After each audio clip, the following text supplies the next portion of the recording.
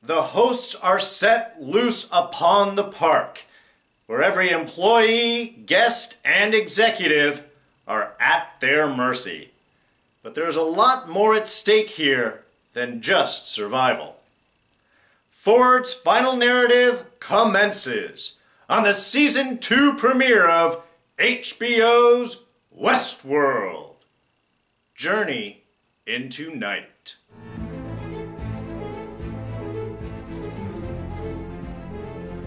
Hey everyone, D here, and welcome to this week's review of Westworld. So yes, lots of spoilers going on. So, we're back. Been almost 2 years since Season 1, and if there was any question if they were able to maintain the quality, the intensity, the feel of Season 1, that was settled, I think. Honestly, in the whole flashback of what we saw in Season 1, I thought that was a great setup to sort of catch us up with all the main points that have been going on with the story. We get right into the opening credits, which start off familiar and immediately start to veer to show different pictures, different ideas. We get a bull instead of a horse. We have the whole mother-child imagery going on, the hat falling. So really, just setting up from the beginning that this is similar but has moved on. And I think they established that all really well just in that opening sequence. And actually, that's what I'm calling our Scene of the Week for this week. And trust me, there were a lot of options. Maeve with Sizemore, there's so many different stuff in there. Even just William's whole bit of getting back into the swing of things and pulling his hat out. I mean, there were a lot of moments. Delores talking with the executives down, just about to hang them. But yeah, a lot of options for this week, and I have a feeling that's going to be the case going forward throughout this season. But I'm picking this first scene because I think it really does establish all of the main points and questions, and even a lot of the reversals that are going on between the hosts and the humans, the expectations of what we have had before. Because yes, Bernard is a host, but it's very reminiscent of all the previous conversations we've had between Delores and Bernard over the years, or even some of those where we were questioning, was it Delores and Arnold that were having these original questions? And they all open up the same kind of, Delores coming to and Bernard asking, what does she think and what's her opinion on stuff and what do these things mean? And here it's Delores asking Bernard those questions. He pops up, kind of have a dream. Oh, I'm sorry, I must have dozed off. Awaking just as a host would, just as Delores would for Bernard/Arnold, either one of them, to begin their inquiries and conversations. So from the get-go, just setting up Bernard as that host, again, you're waking up from that dream and then asking about what that dream was. I was on a distant shore and I had been left behind, and it becomes very interesting considering the following scene that comes up. But that leads us to our other main point, other main real continuing theme throughout this episode is what is real? For Bernard, he says, well, something that's irreplaceable. And I guess that's kind of an answer. It doesn't seem very accurate, and even Delores picks that out. I don't think you're being completely honest with me. And that gives us our wonderful Bernard reaction of, I'm scared of you. Not who you are now, but who you could become if you were unleashed. And that's a very apt, I think, statement considering everything that kind of Delores goes through with this. But then again, from that moment, we get to Bernard waking up on a distant shore, being left behind, apparently, by the rest of the hosts. And I love that we get that, and it sort of implies that Bernard here is going to be kind of a sleeper agent. Going into Delos there and finding out what's going on and kind of working things from the other side. And it further questions out, again, what is real if dreams aren't real, but your dream just was? Were you dreaming of the programming that Delores just gave you? Because I think that's going to be another interesting question. Is this something that Bernard is volunteering for? Or is this something that Delores is making him do? Because he does seem to know that he is a host certainly in our flashback moments of what we're finding out occurred immediately after the party. And here, not entirely sure. Again, he's not responsive. He should know, but we aren't entirely sure of what his mental state is going to be, or is at the moment here in our present. So some things we do learn in our kind of now versus then. It's been 2 weeks since the end of last season. It looks like a lot of this storyline is actually going to be kind of tracing what has happened in that ensuing period. Sort of bookended by the now, but everything else seems to have followed up from immediately starting after the party and then kind of moving forward. So I think we're going to find out a lot of this season is going to be focusing on that 2-week period. Also that Westworld is on an island. It's got to be a really big island. Appears to be off the coast of China, somewhere off of Asia. I'm sorry, I couldn't catch the language. And, you know, it's just the uniform is military. So, but yeah, so Delos is apparently rented off an island from China, I guess. Like I said, it's got to be a big island because Westworld is huge. And they seem to imply that at least Park 6 is on the same island also. If a Bengal tiger is going to be able to get over there. So, yeah, not really sure the size of this piece of property, but quite massive. And then, of course, we also get to meet our Director of Operations, Carl Stanley, who, yeah, just a pleasant character. Love seeing, the whole pulling out the brain thing, that was gross. I love seeing that the maze is now, on all of the scalps. It wasn't just the one that William had tracked down, or the Man in Black had tracked down last season. So, yeah, that's going to start asking a whole lot of questions. So, following Ford's untimely demise at the hands of Delores as Journey into Night began, the hosts are just hunting down all of the humans. Most they can find. I don't know how much they're playing with them or having difficulties with them. But what's the cruelty of the hosts. They're, in a way, kind of playing a role. Even Bernard says that as he's hiding out with Charlotte and some of the other executives. What is going on? I mean, I'm not sure how much he was trying to figure this out and how much he was trying to make excuses for what their possible behavior could be. That somebody is reprogrammed, probably Ford, that they're seeing guests as other hosts. Someone has changed all of their narratives. I mean, these are all very interesting kind of programming explanations for all of the changed behavior for the host. But really what struck me here is how quickly the humans devolve into their own level of cruelty, specifically going against the little stable boy right there, who's innocent, who hasn't changed any of his programming. He's not after anyone. He's just, you know, redoing his standard narrative, his storyline. But the humans don't trust him. They're more than willing to just take out this kid kind of cruelly. And we see how this affects Bernard, him being a host also. It was just, and this is also where he gets injured. Being pushed away and pulls up and has a little goo coming out of him. That seems to be progressing while his handshake were and what he ends up doing when he's down in Charlotte's little lab there. But it's that cruelty, I think, that really, like I said, strikes hard. And we see that continued on with Delores when she's kind of chasing down her humans, which in one moment might seem just cruel. But when she does have that group up in the cemetery, and she's asking, have you ever questioned your own reality?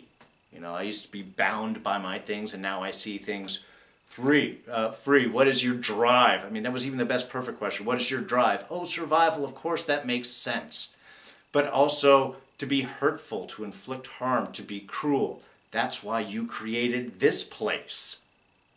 You know, it's showing up the cruelty of man. In a way, it justifies the host's response. And the fact that that's really all that they have been subjected to as the hosts of Westworld. They're basically just objects to fulfill the humans' desires, whether they be sexual or violent or any such thing. That leaving line I thought was perfect as that one executive, that one lady is just, please let me go, I'm begging you. And Dolores' response is, you know, I don't recognize any of that. That doesn't look like anything to me. which is their response to anything that is foreign. If you show them a picture of a city, that's their natural response anytime they see themselves. So this is that exact kind of perfect thing. This is such a foreign concept. This is so unreal outside of my programming, this idea of being sorry, especially coming from a human. I'm sorry. That's not anything that I recognize. William, our man in black, is exactly where he wants to be. And you have to appreciate him really just enjoying that moment. Wasn't sure with him waking up if he was just injured in the natural assault, maybe knocked out, or if he was faking his own death just to get past that first kind of massacre evening. I'm assuming the former more than the latter, because hiding doesn't really seem to be William's way of interacting, of doing things. But I love the fact that he has his own cabin. It's all set up. I would imagine that he has been to the park so much, he's really got his own place all set up. Sees his horse. Hey, we're going to have fun now. Boom, kill, kill, kill. He's being attacked. And again, you can see this relishing. Everything is real. Everything has a risk. You know, this is what he has wanted this entire time. So now he really gets to embrace all of that. And in some ways, kind of a little reward. Visit by the little Ford kid creepy bit. I love the combination of voices. Half Ford's, half this kid's. I had to rewind a few times because I didn't understand everything that he was saying. It did that metallic interspersing of voices did make things a little difficult. But I guess Ford has given a game all just for William. This one is meant for you. You have to escape. Find the door. Get out. Which is, you know, kind of an interesting plan. Before it was finding the center of the maze, the reason for being for the host, and now it's basically to escape the park. But it is an interesting challenge, and like I said, for William, there are real stakes, so he's all about it. Maeve. Maeve is my favorite from everyone. Love her storyline. Really just... Tandy Newton is amazing. She is amazing in this role. She owns the screen when she is there. And I love her being paired up with Lee Sizemore. It's just, he is so sniveling and she is so strong. It's a great matchup. And even how he starts trying to play for his own life, that he could be useful, that he knows so much about the part. Makes sense. It perfectly falls in line with the character. And this gives us our great interaction, which I hope is going to last. I mean, by the end of it, even as slimy as Sizemore is, I'm hoping that they find some real honest accord. It certainly wasn't tested well early on. And this was almost my scene of the week here. Because it was done so beautifully. I mean, I love how much Maeve is playing her programming against Sizemore's needs. That, no, I'm a self-interested individual. I don't care about anyone else. This is the way that you made me. I mean, of course, she's following her own desires now. But I love how she kind of keeps messing with Sizemore in that aspect. But when the strike team shows up, I mean, again, it's done perfectly. I love how Maeve first sees them, throws away the gun. You know, she's instantly going to play being a victim here, being as just another one of the guests. Steps in, does it wonderfully. And then we have Sizemore right behind with or could be dressed like anyone. Not a subtle giveaway. And things certainly could have got bad if our gunslinger didn't show up. But even then, after that point, after taking everyone out, she doesn't kill him. Now, whether it's out of need or some level of humanity, I'm assuming it's primarily need-driven. I kind of love that setup, especially how that moment ends, where she talks about feeding him his favorite organ. But of course, it won't be a big meal. I wrote that line for you. Yeah, it's a little broad. It's just kind of perfect. Again, using her programming, using his work against him, I think just kind of set up their dynamic really well. Then we have Hector, and I love the nice little relationship we have between Maeve and Hector. They certainly kind of bonded last season, and now that he's really dedicated to her, I also really like. Again, it's just creating this wonderful dynamic going forward as Maeve goes off to try and find her kid, who apparently is back home, the same place where her memories had placed her. So that's going to be an interesting little travel there. And at the end, even, again, small note, but just setting off that reversal between the humans and the hosts when Maeve makes Lee strip. Not to your underwear, you got to take it all off. Basically dehumanizing him.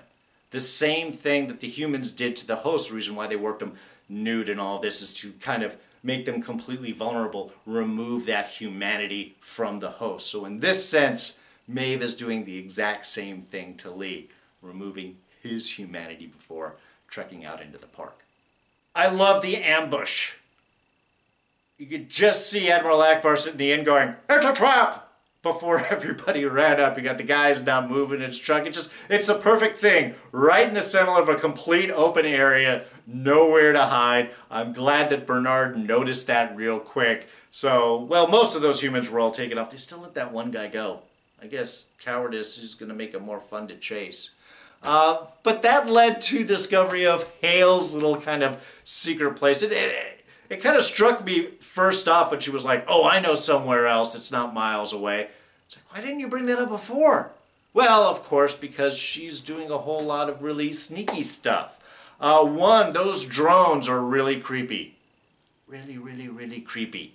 We're going to see a lot more of them, I hope so. But yeah, they really weirded me out. And I loved Bernard kind of self-medicating himself, pulling out, I guess, the brain fluid and so on, and injecting it to him. My assumption is that head wound was causing that to leak, and with that leaking out, that's what was damaging his brain, and that's why he was sort of running out of time, and that's where the shakes were. They were saying it's memory loss, confusion, aphasia, tremors. Those are all symptoms of this brain damage. So, and especially when he goes in to find, I love that little interweave connection between all of the hosts. The mesh was a great idea. But of course, on the little pad, the first host that pops up is him. I thought that was just, again, just a brilliant little subtle moment right there. But able to sort of repair himself and get himself back going. So not sure if this is a continual leak or he is just, if this was temporary maintenance or this has fixed the problem. We'll have to sort of wait and see. But it shows that the Delos executives will not be sending in anyone to help.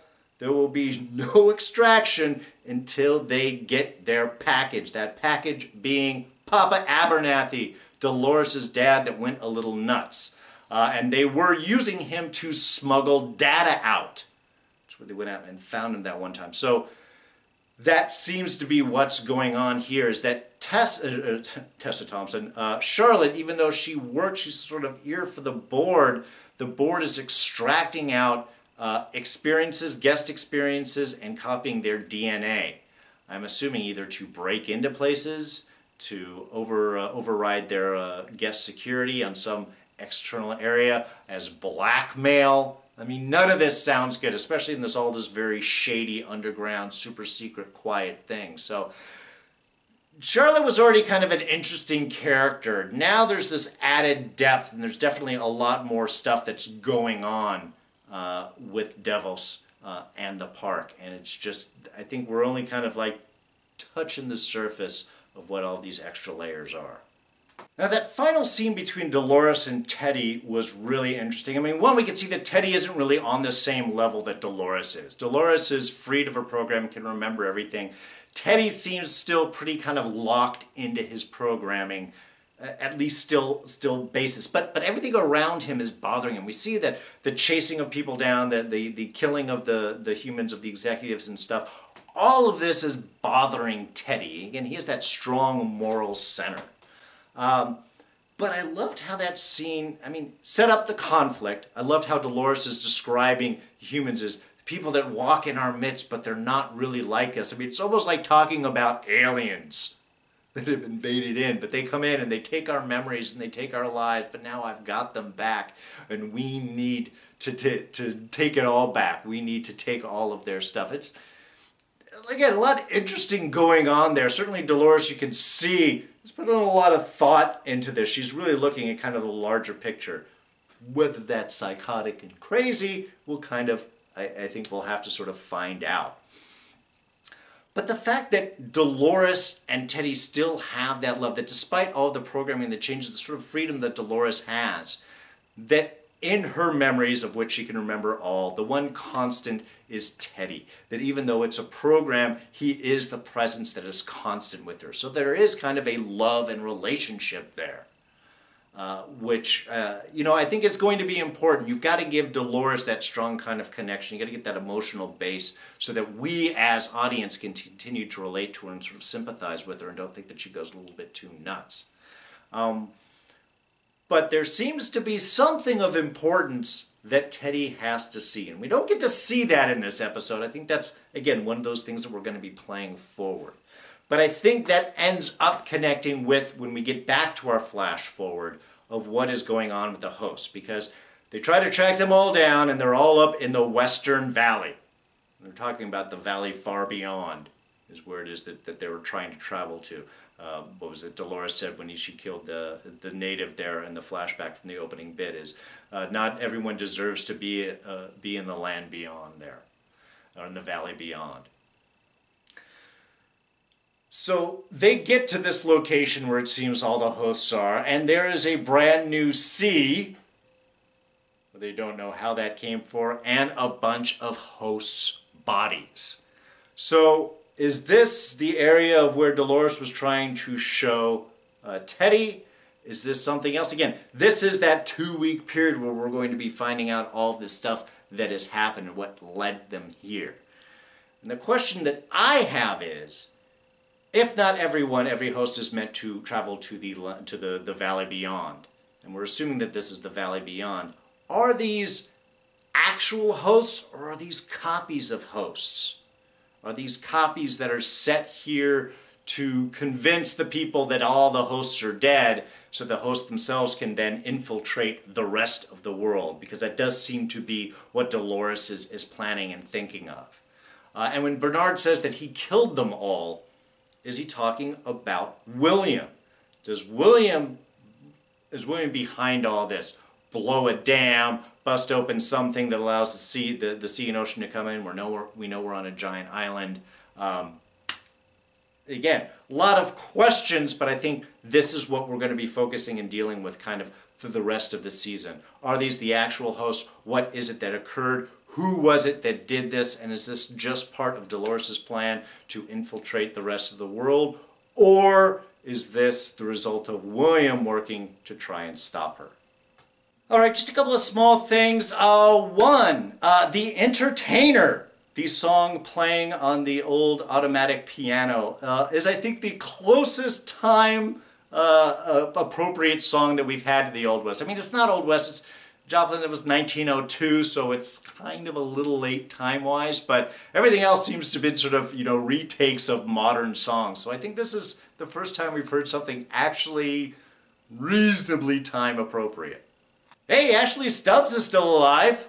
That was great. Last time we saw him, he was getting jumped by a couple of natives, so I'm sure we will be finding out in these flashbacks of what is it that happened to him, but I am glad that he's back. I'm just wondering what happened to, we've got that other girl who's still missing too. Hopefully we'll find out more of her story.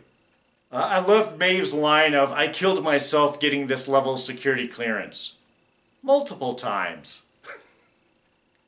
How very true. Also, Bear in the control room.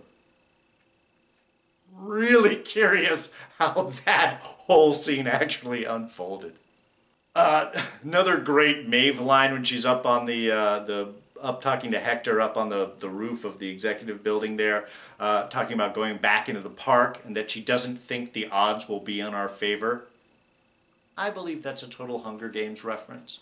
I thought it was funny.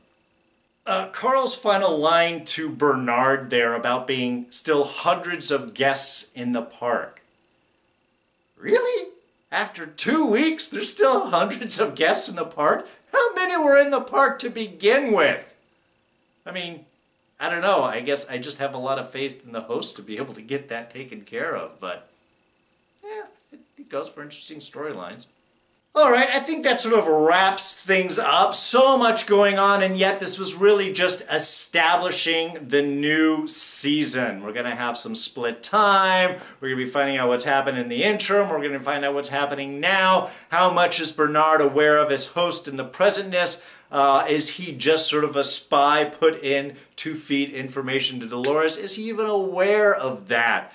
And also, Maeve and Hector taking Sizemore to go find her little girl. Really, really intrigued to see all of that. Anyway, it's just really excited about this season. Like I said, they maintain the tone, the feel, instantly invest with everything that's going on. A lot of questions, but all in a good way. So cannot wait for next week. So that's going to wrap us up for now. Thank you so much for joining me.